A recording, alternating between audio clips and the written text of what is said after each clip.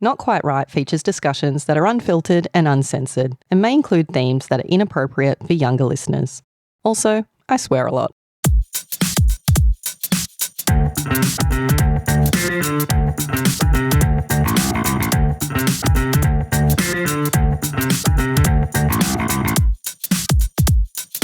Something doesn't seem quite right.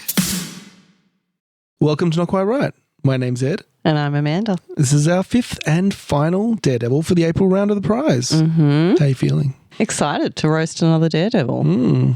So as a reminder, our prompts for this round, we have the word seal, the action prompt, wiping out, and the anti-prompt of breaking the rule, kill your darlings. Mm-hmm. And as a reminder, our Daredevils are entrants who have chosen the honour of being roasted on the podcast. Mm-hmm. So we'll read the story, we will share our thoughts, and hopefully learn something together. I mean, that's a very nice way of saying it, but it is painful. This will be painful. So our lamb to the slaughter for this episode is Justin Kramasz. And Justin is a first-time Daredevil this round.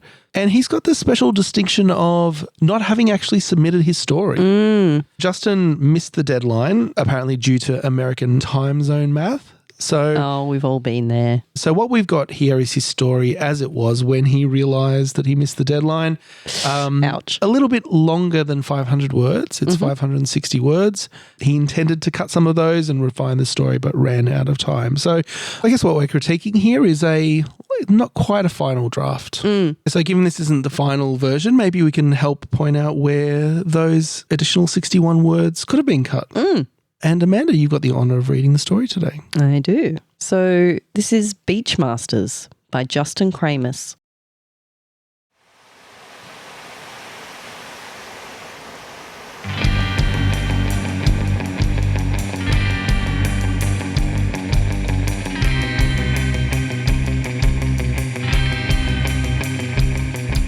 I suppose deep down I knew this wouldn't end well, but you know how it goes. A night of bad decisions leads to, well, more bad decisions. A lifetime of the same, and this is what I have to show for it. They say women dig scars. They say a lot of things. I suppose time will tell. The incessant beeping and hospital staff annoy me with their fluttering care and detached demeanour. I'd say something, but my jaw is wide shut. Tomorrow I have to have a pretty major operation. I'm now a front runner for the Darwin Awards. What these people aren't telling me is that I still may die. They have me on some pretty nasty antibiotics. I'm pretty much guaranteed to get an infection. My femur is shattered. My kneecap is just gone. And from the knee down, have you ever seen someone tenderize a steak? It's like that. Weirdly, my foot looks sort of unharmed. Unharmed in the sense that it wasn't directly damaged. It's blue-black. My foot is dead at the end of my chopper steak leg. Sorry, I'm sort of delirious. This is my left leg. I mean, of course it is. This is the leg that used to kick 60-yard game-winning field goals. C'est la vie. But let me tell you, it was so fucking fun. There was a full moon, so our visibility was great. We were drinking Corona because we were on the beach. In the dead of night, giggling like schoolgirls, we lurked around the beach, freezing our tits off. Beaches along the California west coast are very cold at night. It was windy too. We could barely hear each other over the wind as we debased ourselves, sneaking through the light cast by the gibbous moon. I'm sure we were not quiet as we approached, waiting until we were about 20 yards off. We all froze, looking at each other. Terror and mischief writ large. I had my underwear on a stick because, well, I felt we needed a banner to wave for this sneak attack. I shot my underwear flag into the air and shouted at the top of my lungs, the signal to sprint, full gallop. My friends and I charged, naked feet in the sand, failing to find purchase. I started my sprint pretty well, but didn't expect the change in texture when we got to the wet sand near the water. It set my balance off enough that I immediately face-planted. This would be my saving grace, or my coup d'etat, as it were. When I pulled my dumb face from the sand, I could barely see, but my bravado led me onward, my drunk body sort of obeying me. Cool grey shark skin was within reach, I mounted her and began to ride as she lurched towards the water, surely terrified. I looked around frantically, wishing I had my underwear flag, shaking the sand from my face and eyes. I remember looking at my friends standing there cheering or yelling, maybe telling me to look out. I don't know. Bottom line, I never saw the bull elephant seal coming. He sure saw me though. For those few seconds, I felt a freedom from burden, from stress, a dream realized, conquering an unattainable goal. Would I do it again? Hell yes, I would do it again.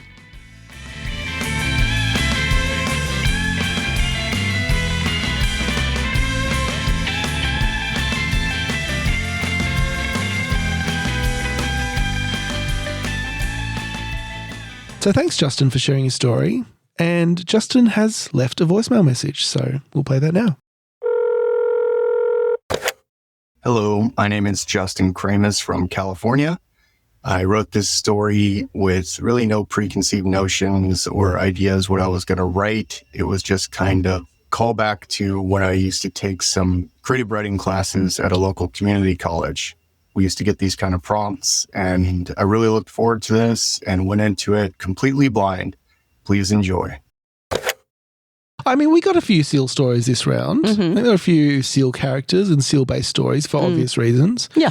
And so this is the direction that Justin went in. And I think it was a good choice to give it like that first-person voice, to make the story about voice, because it is a crazy story, right? And I think it relies on having that narrator and having the voice of the protagonist kind of come through in the story and give it that believability, I guess. Yeah, the character who's like going to sell it kind of thing. The character really has to sell it. And if I would say, like, if you're going to develop this to the next stage, I would say lean even heavier into that voice. Make that voice the compelling element. Make it like a full-on surfer dude from California kind of deal, and make it a completely outlandish, but at the same time, like, really amusing. Yeah, and I think there's some opportunities to do that here. So there's times when the voice feels like that surfer dude and who's like telling this crazy wild story, and then there's times when it feels a little bit more of that authorial voice coming through. So for example, I suppose time will tell, the incessant beeping and hospital staff annoy me with their fluttering care and detached demeanour. Like, that's quite formal language for this character to be using, and I think there is an opportunity to describe that same thing in the character's voice a little bit more. So yeah, I think, like you say, lean into that more and really just push that voice, because that reveals character as well. Yeah. So let's go through the story. We open with, I suppose deep down I knew this wouldn't end well. And like, you know, as an opening line, it doesn't really tell us much apart from the fact that like something bad is about to happen. And also it establishes that voice, that narrative voice, that's first person perspective. Like, this is, you're going to get the story direct from the source. And I think sometimes a more compelling place to start is a bit more of a specific question. So when we talk about hooks, like one way to hook people in that opening is to give them a question, a dramatic question that we want to have answered by the end.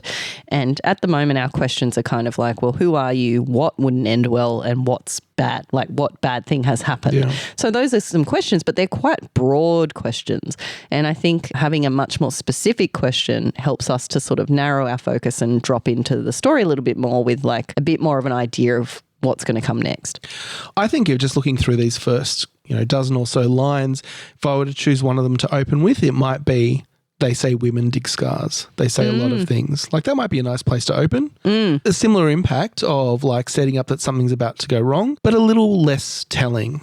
Yeah, and I think for me that opening, and it's probably the first quarter of the story, I think we really could tighten that right up. And I agree, like, I think that's a great place to start. And I also think like this kind of air of mystery that's being established, I'm not sure that that's adding value. So I would say like maybe give us the who, the when, and the where. We're in a hospital. Yeah. We have a little bit about this character. If he's saying women dig scars, well, we imagine it's a man saying that. Yeah. You're not a woman. You wouldn't say that about yourself kind of thing. So it's a man, he's in hospital, and it's contemporary. Like he's talking about women digging scars and stuff. We can imagine that that's a pretty contemporary story. So yeah, I think that's what you need, not this mystery of like, oh, something's gone wrong, but we don't know what yet. And that is restated in several ways. Like we have the women dig scars. We have like, I knew this wouldn't end well. A night of bad decisions leads to more bad decisions. Tomorrow I have a major operation. Like we're restating the fact that something bad has happened. Yeah. But we don't yet know what it is. No, I think no more information sort of being added by those. So yeah, if I was choosing a starting point, they say women dig scars, they say a lot of things and then get into the story. Mm-hmm. I do think though, once we get into this point where what these people aren't telling me is that I still may die, and we're talking about the Darwin Awards as well, which I think most people know the Darwin Awards is the award they hand out posthumously to people who have died in really stupid ways, and riding a shark has got to be up there for sure. But we're talking about life or death here, so we have established some stakes. We're saying that like I could die. Yeah. But crucially, the events of the story that follow aren't what would take him from being alive to dying. It's the surgery that would do that, which is not what we're looking at in this story.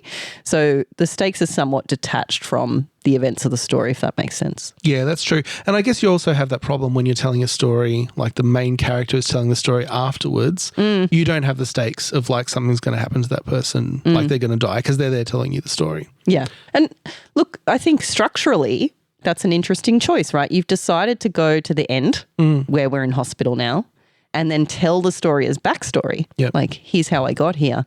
And like, I would challenge that, because I think, why not just tell the story of going to ride the shark? That's the crazy part. That's the part that's kind of central to what's going on here. Yeah. And look, that's a creative choice, right? Like, you want to lead with that mystery of like, how did I get here? And then you're going to present it to us. But yeah, my personal opinion, like, I think telling the story from start to end is perfectly fine. I don't think you necessarily need that air of mystery. Like, I don't think that necessarily adds value. I think sometimes telling the story straight is sort of what we want. Or even like, I don't think it's that different to what he's done there, but just the part about the hospital and the surgery and the current situation he's in as opposed to what's happened.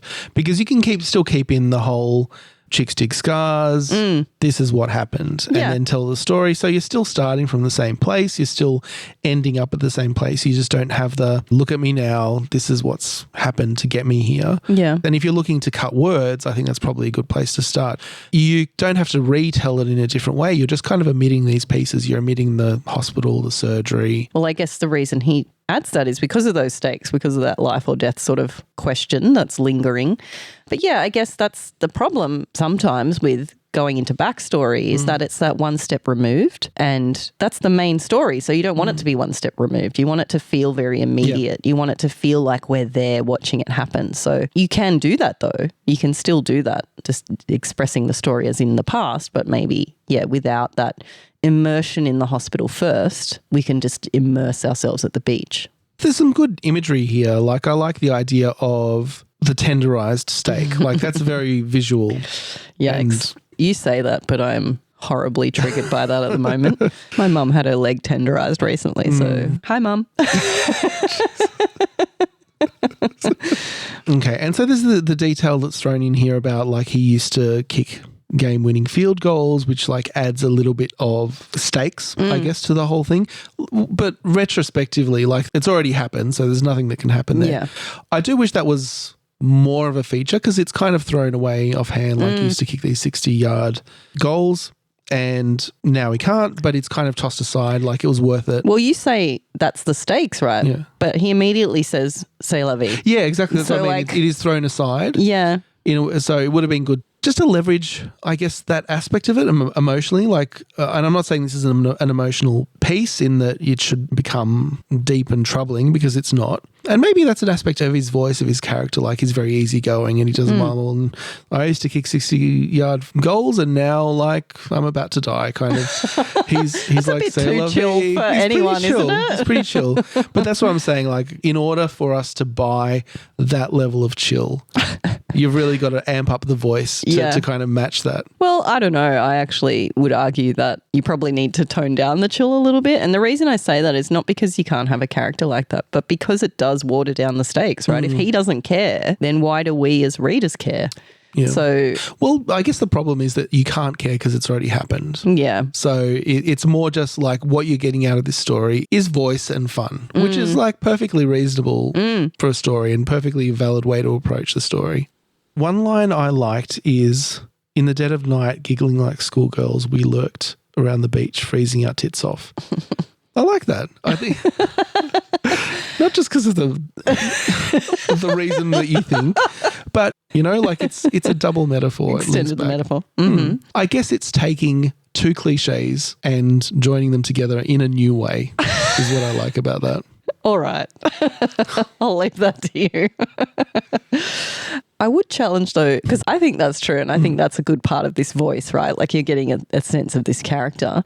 But then in the next line, when we're talking about the light cast by the gibbous moon, I'm not sure that fits. Yeah, and look, it's a maybe it different tone. does, but it to me it feels like a different tone, like the kind of person who's noticing specifically what type of moon this is. And is that the detail we're focused on? If we're just having a lark on the beach, are we like, it was under the gibbous moon, or are we like more focused on what's happening with our friends? Yeah. Like the friends are barely mentioned really. Like what's going on? Is there any banter? Like what's going on at this moment? Yeah. And in fact, one thing that I think I would call out as, I'm going to go so far as to call it a problem with the story, is that what happened next isn't really clear to me. It took me some sort of thinking to figure out what was going on. So we get the sense that there's these kids or young people going to the beach like kind of on a dare or something, like doing something a bit wild. But we don't really know why. We don't know if they're intending to ride a shark when they when they get to the beach, or if that was just like an accident that happened because he's face planted and then reached out and like there's a shark there. In fact, I wasn't even necessarily initially clear that it was a shark because immediately then we mentioned the seal. So I'm like, is that the seal that he's grabbing onto, or no, it's not? And I had to sort of go back and forth a bit and eventually figured it out. But yeah, like I wasn't really clear, like were they going to the beach intending to ride the shark? Or what? And what was your feeling? Maybe a little bit more set up there about like the crew at the beach and what was going on. I mean, we're dropped in that scene. It's cold and they're launching what's described as like a sneak attack, and they've got underwear on a stick that's serving as like the flag for the sneak attack. I'm picturing drunk/stoned teens, and their plan is to do something illegal/weird. Yeah. And it's not clear what they're setting out to achieve, because the landing on the shark/seal or whatever it is appears to be an accident. Like he loses his footing, he lands on it, and he is propelled forward. So that doesn't seem to be what they're there to do, but it's not clear why they're sneaking around. Were they there to sneak up on the seals? And he's face planted onto the shark, and then the seal has like attacked him. Is that what's happened? Like, I think we need to know why they're there. And like, we can guess that they're doing something stupid because they're kids. Is this a thing maybe in some places? It might be. Maybe we just don't have that cultural context. I don't know if it's like cow tipping, but with seals or something. Yeah, or with sharks. Yeah, I don't know. In Australia, we don't fuck around with sharks. No. Not on purpose anyway. So yeah, I'm not sure if elsewhere that's a thing. If it is, like, I do think, like, for both of us, we didn't get a clear picture of why they were there, what they were trying to achieve. You sort of get a gist, but it's not enough. No. I need to know exactly what they're there for. Especially because that moment where they're launching the sneak attack is over a number of lines, and there is some tension building up there, and I would like to know what the tension is about. Yeah. What's your scene goal? Are you trying to ride a shark? Is that what you are trying to do? If so, let's just be very clear about that. And what are the stakes of that? Is everyone going to think you're cool if you do that?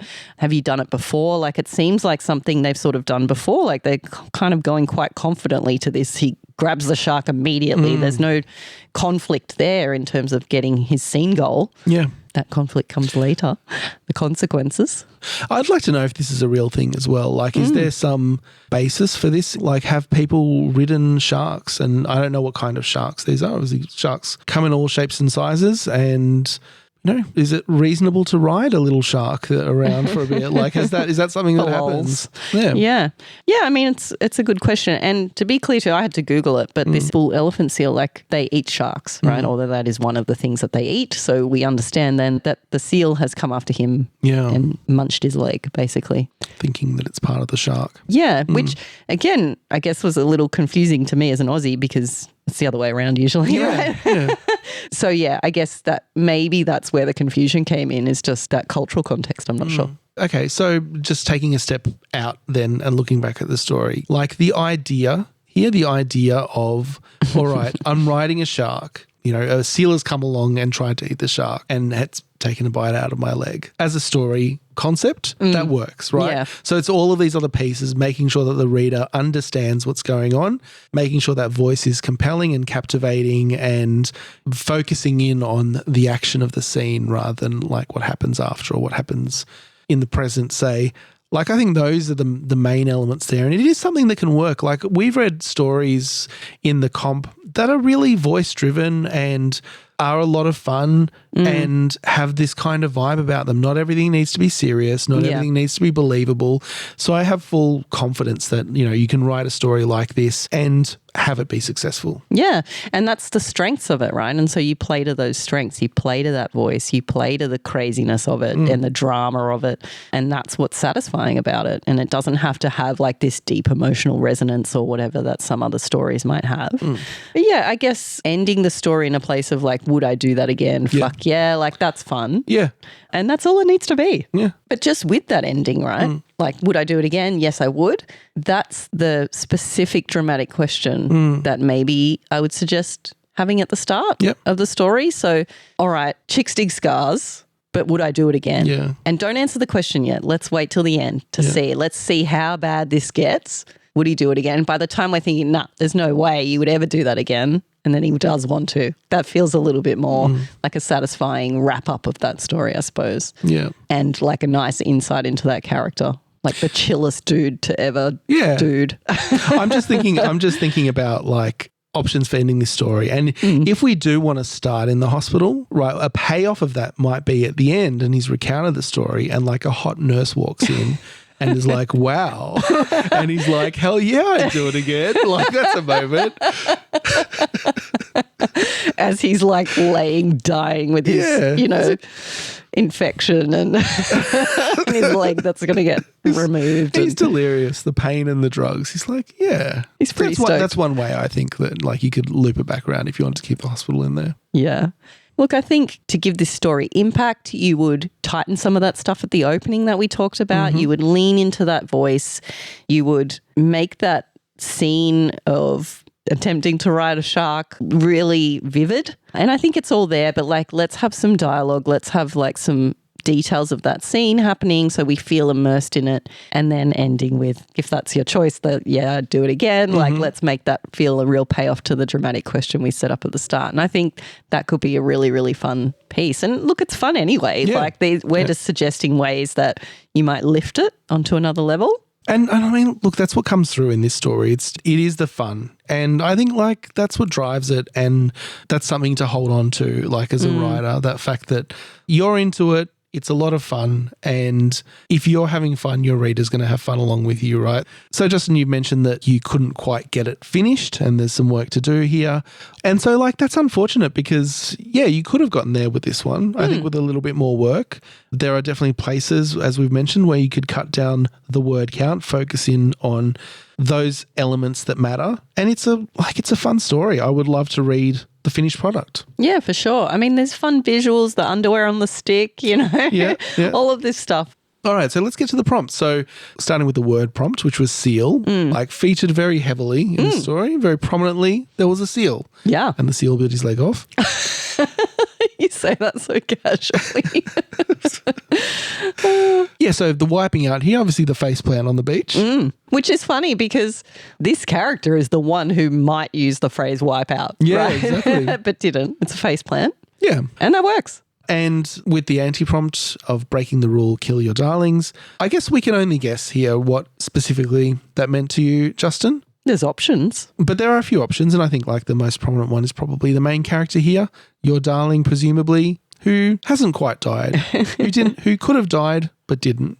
Yeah, he might get a runner-up for the Darwin Award. But there are some phrases here too, like I mentioned the gibbous moon and we also use my naked feet in the sand failing to find purchase, like maybe a little bit more purple than what this character might naturally use in his own speech or thoughts. So maybe there's a little bit of that there too. So thank you so much, Justin, for this. And I love that you've just come in guns blazing with like a wild story. And even though you didn't quite get it over the line or quite finish those final edits, you were brave enough to submit it to us. And I think there's a huge round of applause owing to you for that. And I hope that we've offered you some insights into how it might have been received had we judged it for the competition as well. And I hope some insights for others listening as well about maybe some things that they could use in their own stories too. But absolutely a wild story that stood out for being original. And thank you for bringing that surfer energy to the competition. We definitely appreciated it. And maybe we've given you some thoughts on how you might finish it if you wanted to do those final edits. Yeah, and we hope you do finish it. But thank you for sharing that story with us either way. And we hope that has been insightful. So that wraps it up for not only this episode, not only the Daredevils, but for the entire April round of the Not Quite Right Prize. That's sad. But, nice to go out on a high note. So by the time this episode comes out, we will have been to Words on the Waves and interviewed some of the writers there. And so those interviews, if they're not out now, they will be out soon. So if you're not already, subscribe to the Not Quite Right interview feed. You can find that on the website and on your preferred podcast platform. What else have we got? We've got the Not Quite Right prize for Flesh Fiction, which is still running, and submissions are open until the 24th of August. And there's some wild stories coming in there too, if you will. They are coming in there indeed.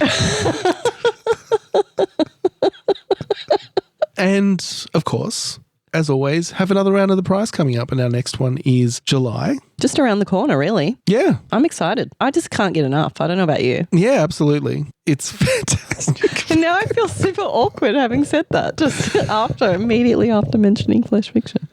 Yeah, so July, if you're not signed up yet, check out the website and get it going. Yeah, another trophy on the line. Like, this was a close call. We talked about it being a bloodbath, right? Like, it really was. There was a lot of people in contention. So it could be you next. Like, there's really not a lot standing between many of our entrants and the top prize, really. Yep. And this is the brief time in between prize rounds as well, where we tend to record and release our quote-unquote regular episodes of the podcast as well. So stay tuned, because no doubt there will be some of those flowing through the podcast feed very soon. And our next episode, we will be talking about the TV show Adolescence. Bit of a change in tone.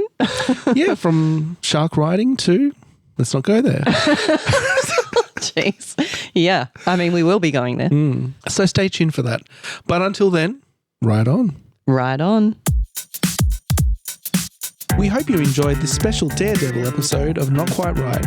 If you have thoughts on this story, follow us on social media and join the conversation. And if you'd like to participate in the next round of the competition, head over to our website at notquiteright.com. That's WRITE. Something doesn't seem quite right.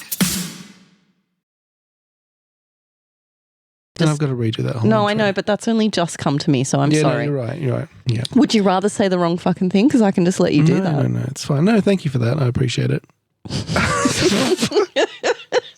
Shitty mood, aren't you? What was the word you used? Tushy?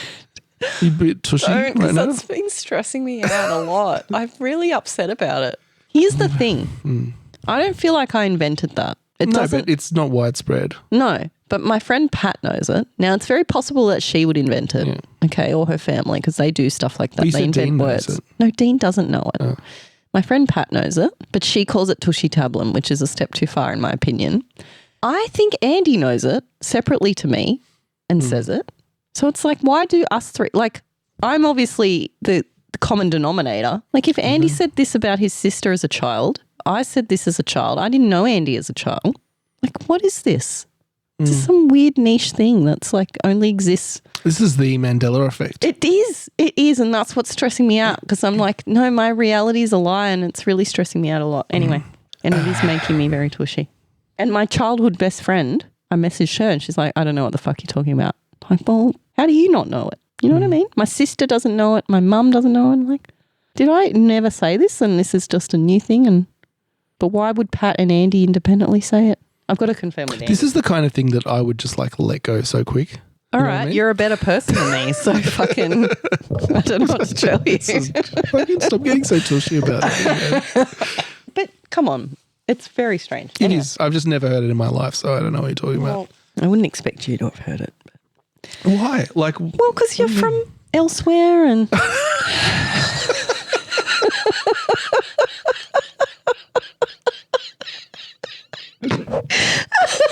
Why is that bad? That's you're fine. from elsewhere. Jeez, I've been here for a while though, you know. Elsewhere, USA. I actually meant elsewhere in this country, but okay. It's like this weird euphemism. I just went down to the shops and it's like what your racist aunt would say. And then lots of people from elsewhere. I'm going to start using that now.